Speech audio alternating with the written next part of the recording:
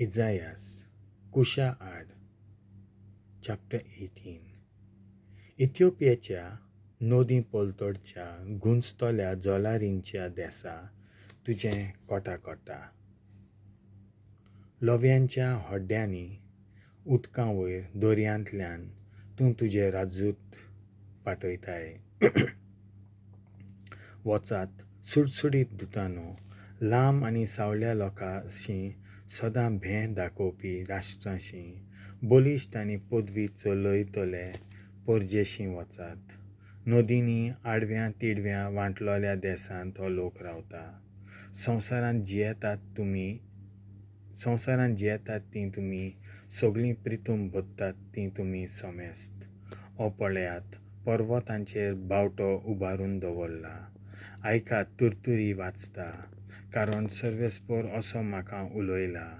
Disachea uneta sarko lunvnnê-somoiachê गोरमेंत दोवाच्या मुर्या भाशेन हांव शांत रावतलों आनी म्हज्या स्थाना थावन बारकायेन पळयतलों.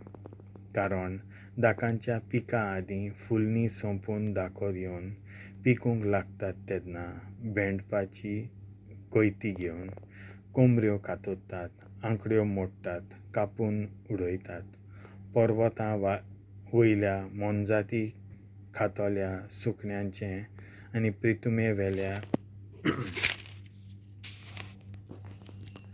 सावजांचें खाण जावंक ते सगळे बरोबर थंयसरूच सांडलोले उरतले.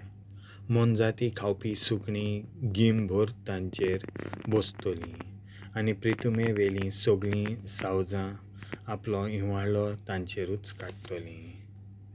ते समय नदींनी आडव्यान तिडव्यान दक्षिण केल्ल्या देसांत रावपी उंचायेन लांब आनी आंगान सावळ्या लोकांच्या नांवान, सदां भें दाखोवपी राष्ट्रांच्या नांवान, बलिश्ट आनी पदवी चलयतले परजेच्या नांवान सियोन दोंगरार सर्वशक्तिवंत सर्वेस्पराक भेटोवण्यो घेवन येतलीं.